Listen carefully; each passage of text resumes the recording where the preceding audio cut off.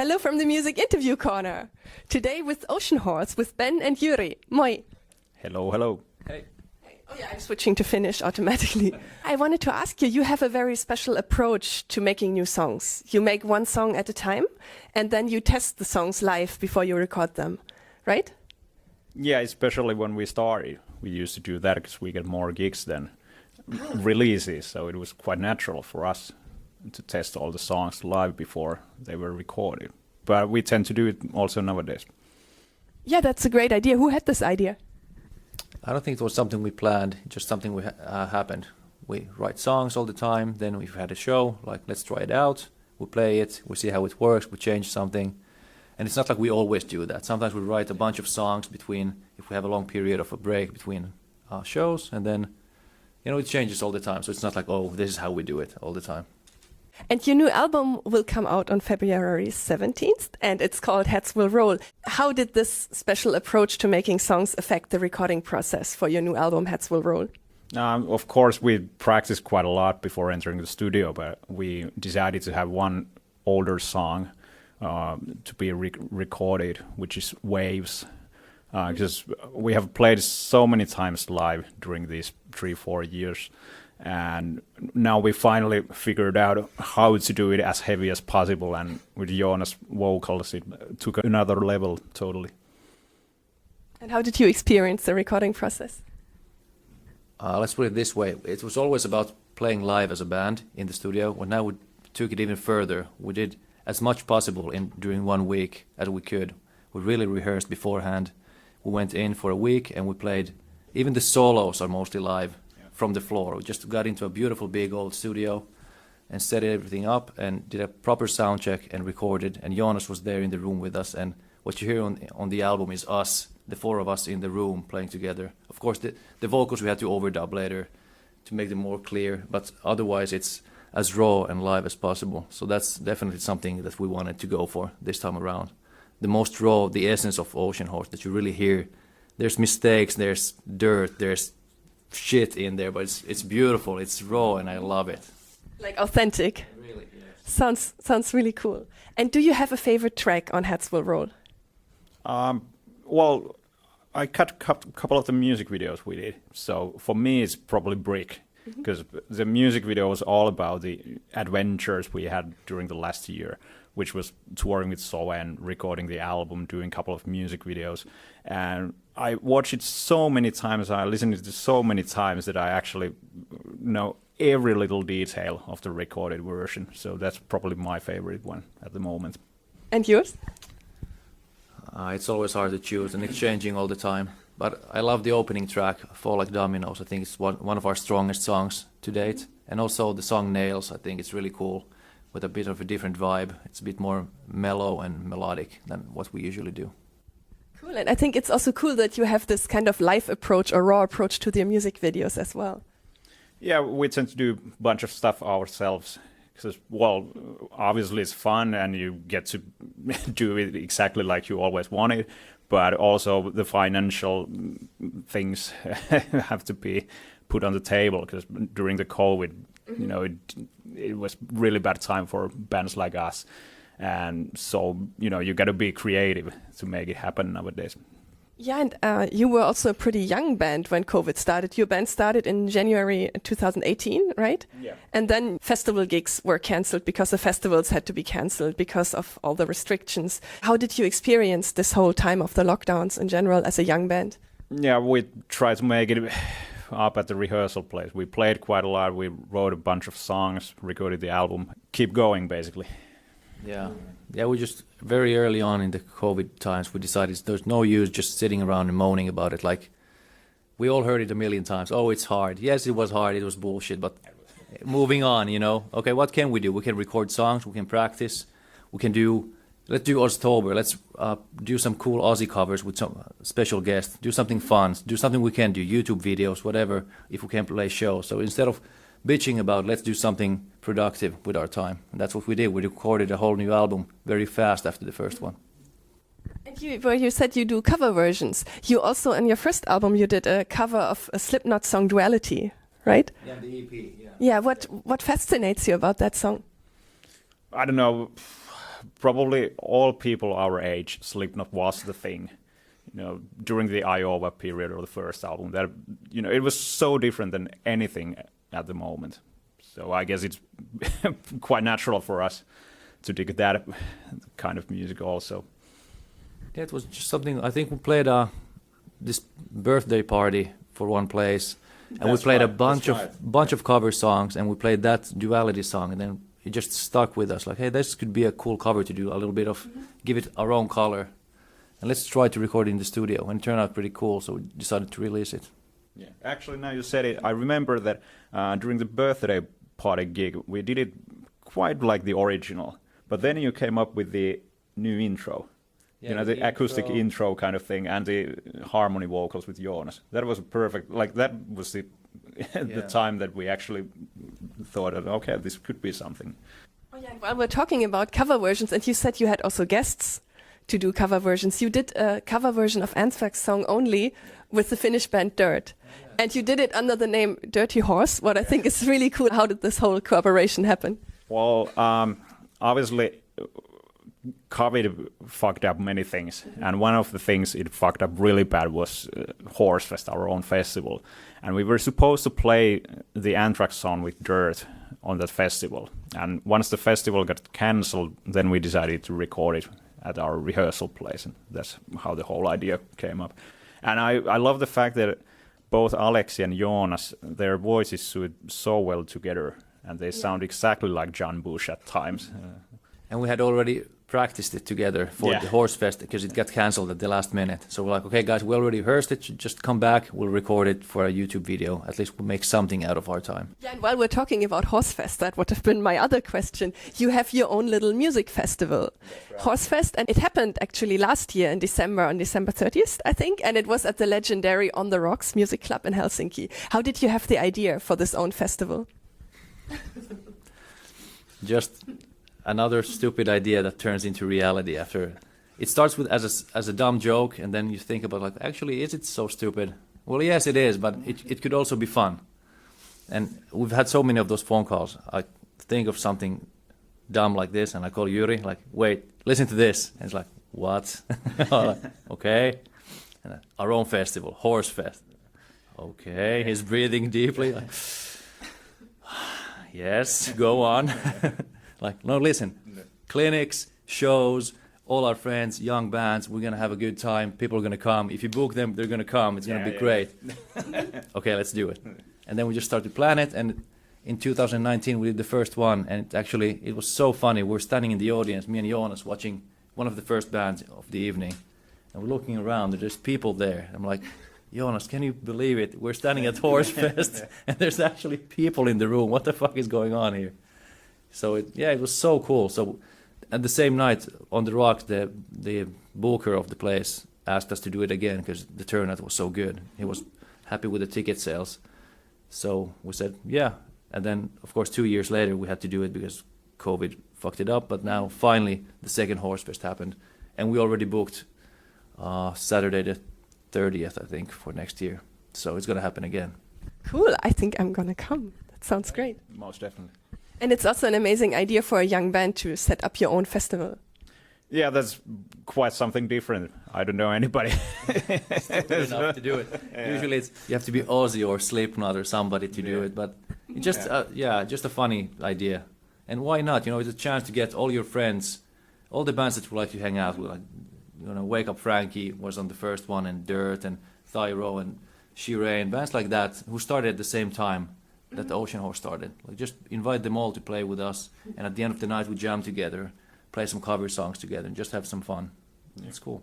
Yeah, and all the feedback we got was super positive and encouraging. Like, we need events like this more to the city, so why not to continue the tradition then? Yeah, and I think why should only established bands have their own festivals? It's also cool when the young bands do it too, and I think it's a great way to get yourself out there. Yeah, it's a lot of work, let me tell you, like all the planning, organizing all the schedules and everything, but it's definitely worth it. Yeah, it's so much work. Actual day of the show, there's no time to do anything besides just work. I was standing in the shower at 4:30 in the morning after everything, just what just happened? I had this much champagne. I didn't have time for one beer the whole night. Everybody's like, come on, let's have a drink, let's party. I'm like, I have to be there and here. And we have the show. And after everything, like getting the stuff back to the rehearsal place, like, fuck, it's done. The next day, I'm like, okay, I think it was a good night. I'm not sure. I have to check. It was. Ask people. And everybody was happy about it. So it was worth it. Yeah, and I gotta thank all the On The Rock staff, especially Mikko, Iira, the former booker, and the other Mikko, who is booking nowadays, and Kia, of course, for marketing. You know, they were really, really big help for us during the whole period of planning and organizing stuff. Yeah, thank you to the Mikos and the On The Rocks team. That's great. I love On The Rock. That's one of my favorite clubs in Helsinki. How did you and your bandmates meet and decide to start a band together? We have known with Ben for several years prior to this band, but I got a phone call. Another one of those phone calls. Yeah, it was around Christmas. I think a bit after Christmas that I decided that I have to end the previous band I was in. It has run its course. Some of the guys were not as motivated anymore. I wasn't as motivated to continue with that band, so it was time to end that and start something new. And I wanted to do it with Jyri, so I called him up and told him that I informed him we were going to start a band. Oh, you informed him. It was already like your fate was decided already? It was like in Terminator 2, fate's decided for you. Yeah. So just roll with it. And he thought about it for a day and called me back like, yeah, let's do it. Yeah, I used to play in a band called For the Imperium, and we were in the similar situation as Amoral at that time, so it was perfect timing. And then we figured out that, you know, we need a solid drummer who is not in 6 other bands at the time, and a friend of ours, Juuso from Swallow the Sun, suggested that he knows one dude from Jyväskylä, and then we contacted Oskari, and apparently he got the gig. He was really good. Yeah, it's very hard to find a proper drummer who's not in a million bands already, because they're always playing 100 bands. Yeah, especially for metal and rock, you need a really good drummer. Yeah, and somebody who's available when you need him for practicing, for gigs. So yeah, we're lucky to find Oskari. And then after a while we found Jonas through another friend's band. And yeah, just everything fit. Everybody's motivated, we have the same goal, everybody's there to work hard and like the same kind of music, want to write the same kind of song, so it works. And how did you come up with your band name? Because I think it's a very special band name and a little funny. Who had the idea for that? Okay, what was your thought process? Yeah. No, the thought process was we needed to find 2 things. We needed a band name, but we also talked about we wanted a mascot like Eddie from Iron Maiden or something like that, like Vic Rattlehead from Megadeth. So while we were thinking band names, I was trying to draw something, what could be the mascot. And I was drawing this horse's skull and then doing the tentacles and that kind of, okay, the ocean, horse, Oceanhoarse. Well, that's so stupid. Yes, Oceanhoarse. And then just twisting the name a bit, because you can't just write it Oceanhoarse, because I googled Oceanhoarse and all you get as results is, you know, teenage girls' pictures, drawings of horses dancing on beaches. So that's not going to happen. But you write it with an A, then, you know, the horse voice, blah, blah, blah. So just, it's dumb, but we made sure that's the only thing when you Google Oceanhoarse written as we do it, the band is the only thing you're going to find. As much as I love our friends in Dirt, it was a bitch to find them online for like the first 3 years before my computer learned that when I type in Dirt, I want to find them. Otherwise it's Alice in Chains' Dirt Bike, whatever. So yeah, we wanted to make sure when you Google our band name, the first thing you find online or on Spotify or Google, YouTube, whatever, is us. Yeah, cool. And I think your mascot is also really cool. Thank you. Does it have a name or is it just the Oceanhoarse? The Oceanhoarse. It's the Oceanhoarse, yeah. But as between friends, we call him Keijo. Keijo. Okay, how did that For no come? apparent reason. Okay. No idea. Can't remember how that came about. But he is the Oceanhoarse. You went on a European tour as warm-up act for Marco Hietala. And I wanted to ask you, what's the craziest thing you've ever done on tour? And it probably started with a phone call. Of course, it starts with a phone call. To be honest, the touring life nowadays is quite different than it used to be in the 80s or in the movies. But I don't know, like, well, lots of gear has been lost during all these trips. Like, it's it's ridiculous. Like every time you fly from somewhere, there's at least one case that's gone missing, and then you got to figure out like, okay, what should we do?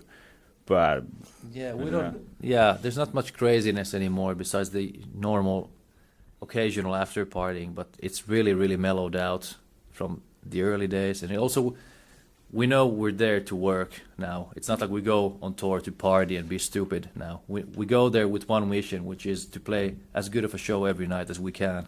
So there's no point in going on stage hungover and giving like a half-assed show, because it takes so much.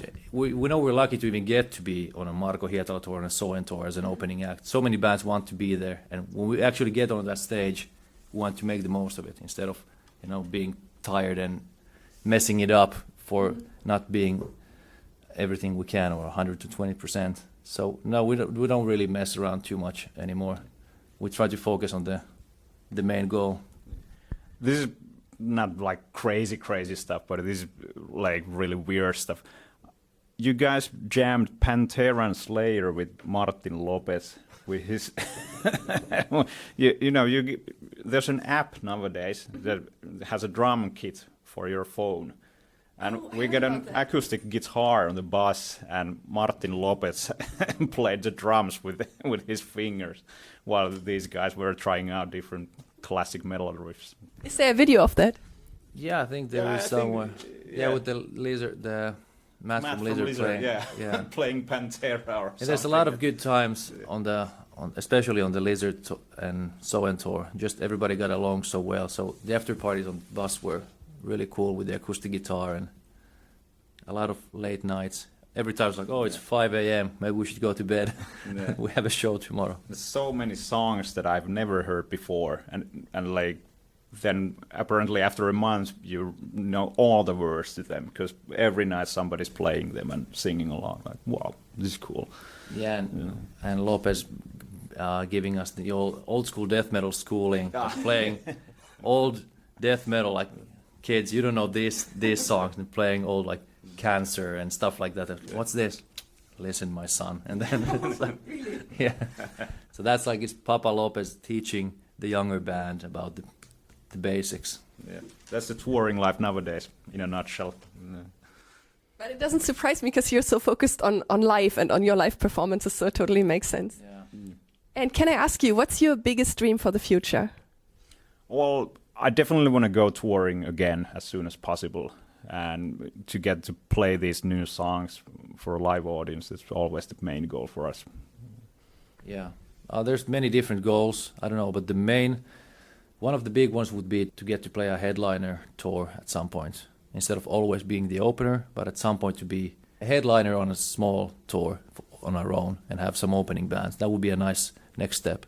And of course, some of the bigger European metal festivals would be great to experience with Oceanhoarse, stuff like that. And also I think one of the bigger goals, like on the long term, would be to make a little mark.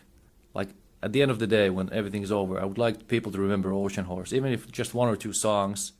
I'm not talking huge hits, but we leave a little mark. People remember these songs, or this one album makes a little mark in the metal scene. Like, okay, these guys, we meant something here. It wasn't just random noise, that this meant something. Honestly, you already realized your own festival, so I'm pretty confident that you will get there soon. Well, hopefully. Thank you. Fingers crossed. Yes, fingers crossed. And maybe can we cross those metal fingers? No, maybe not. Thank you so much for the interview, and Hey, thanks. goodbye from the Music Interview Corner. Bye.